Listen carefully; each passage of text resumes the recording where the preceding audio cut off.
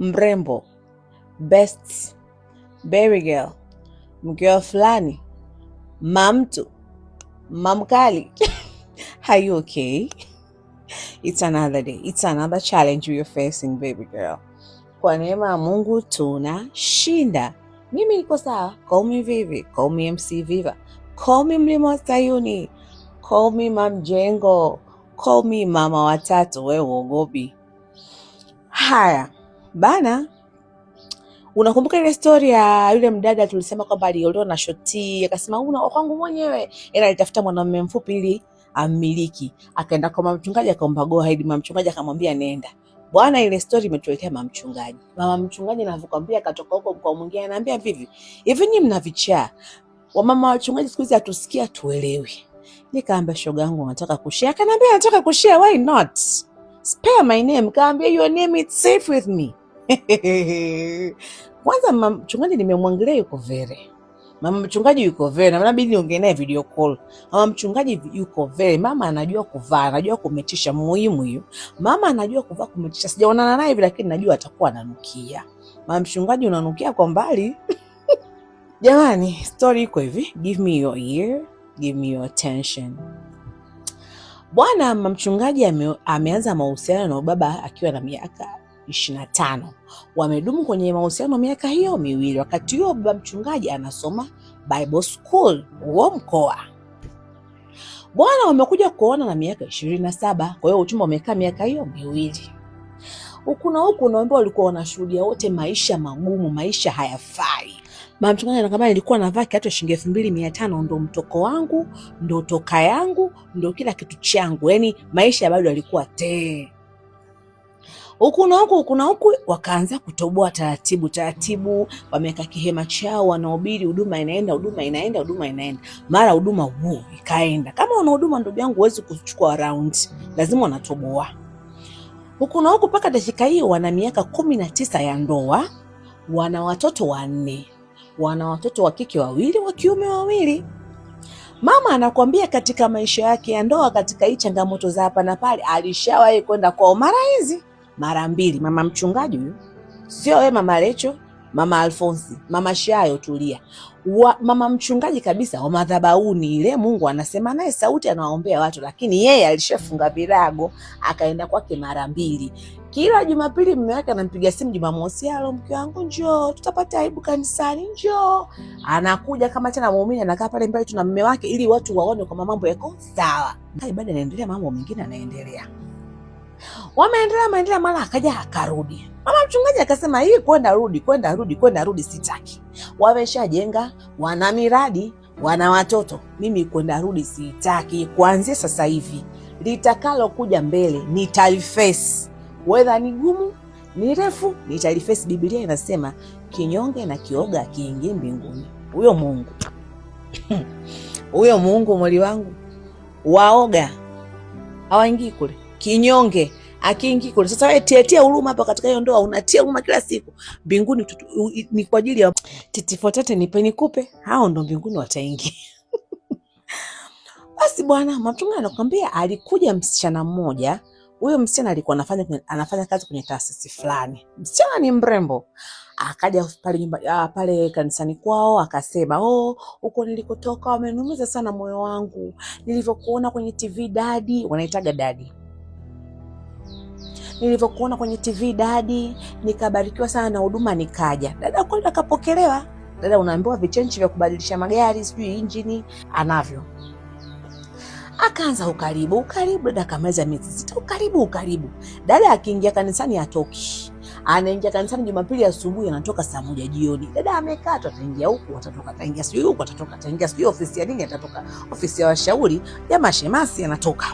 Akiona haitoshi katikati ya wiki aenda nyumbani, anabeba makokolo mengi anakaa.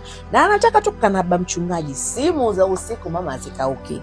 Baba mchungaji si mtu kukadirisha, baba mchungaji si mtu kafanya nini, baba mchungaji kuna kitu kiko ndani ya tight. Yaani mama anakuwa anahangaika. Dada hajaolewa na ni mkubwa tu, dada hajaolewa. Anakwambia anaweza kana miaka 40 dada hajaolewa. Mchungaji Amani akaanza kukosa. Akamuuliza mume wake, jamani, kuna ukaribu mimi siuelewi. Na mimi akili zangu nishaziamulia kwamba litakalo kuja nitapambana nalo. Kuna kitu sikielewi. Huu karibu naomba uishi. Baba mchungaji, usifanye hivyo. Unaanzia watu vibaya. Mimi sipendi kabisa. Wanagombana wiki mbili hawaongei, wanatoka wanaingia. Kisa ule mdada. Mama mchungaji akaona siwe shida, akamfuata binti. Akamwambia binti, mbona kuna ukaribu siuelewi fulani na mume wako? Mama. Binti alimjezia watu, aliangua kilio. Mimi mzinzi, mimi mzinzi, mimi mwasherati. Jamani, hapana jamani. Kukaa naye karibu isiwe shida. Binti alilia. Mama mchungaji kamwomba msamaha. Samahani kipenzi, lakini mimi nilikuwa nataka tu kujua. Dada karudi nyumbani. Baba mchungaji gombeza vibaya. Mimi tabia sipendi, unanitia aibu. Mimi sipendi kabisa. Mama akaona kama kweli inawezekana kweli nimekosea. Jamani, wewe ambao unataka kuingia humu, njoo na moyo wako wa chuma. Njoo na akili zako, usiziache huko. Maana akili tunazitumiaga huko ndani. Ishu ikaisha, wakasamiana fresh. Wakawa na wale binti wanaonana vizuri, yameisha. Wakaombana hadi msamaha, kutoka hadi out. Baba mchungaji kawatoa out, mama mchungaji na ule binti akawatoa out. Jamani, muelewane, mpendane. Sawa, wakapiana mikono hivi. Mama mchungaji lake moyoni. Moyo wako ukishakwambia kuna jambo hapa. Jamani, usidharau moyo wako. Moyo wa mwanamke unaongea, una sauti kabisa, tena sauti ya kwanza. Bwana, wana mtoto wao wa kiume wa kwanza mkubwa. Wanampeleka shule boarding mkoa fulani. Kwa hiyo mama na baba inabidi asubuhi waamke waondoke na kijana wao. Umeme umekatika. Umeme hakuna Tanzania, umeme hakuna. TANESCO ameshafanya yao. Mama akashika simu yake, simu imezima chaji. Ili ajue saa, akashika simu ya baba mchungaji, baba askofu. Shika hivi. Miss call 28. Akakumbuka kuangalia saa. Simu imekuwa silent. Miss call 28. Miss call 28 nani? Hivi jina yule mdada. Mama akili kamwambia, basi mwanangu. Umdhanie sie ndiye na umdhanie ndiye huyo sasa hivi. Sasa hivi sio umdhanie ndiye si sasa hivi umdhanie ndiye huyo dili naye mwali wangu. Wahenga wanaona kama hawatuamini. Mama katoa pattern. Kutoa pattern message za huko mwali wangu zinatia aibu. Message ya kwanza, naona zile conversations za juzi kwa zinafutuaga. Message ya kwanza, please usilale bila kuongea na mimi, sitakuwa sawa.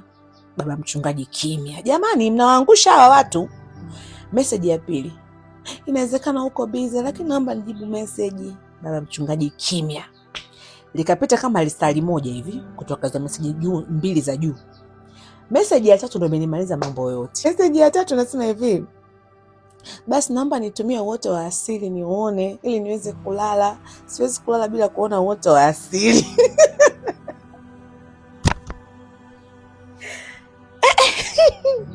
Uoto wa asili mnazi. Yaani dunia hapana. Uoto wa asili. Dada amekazana, nitumie uoto wa asili. Mwenzake huku ana hali. Uoto wa asili.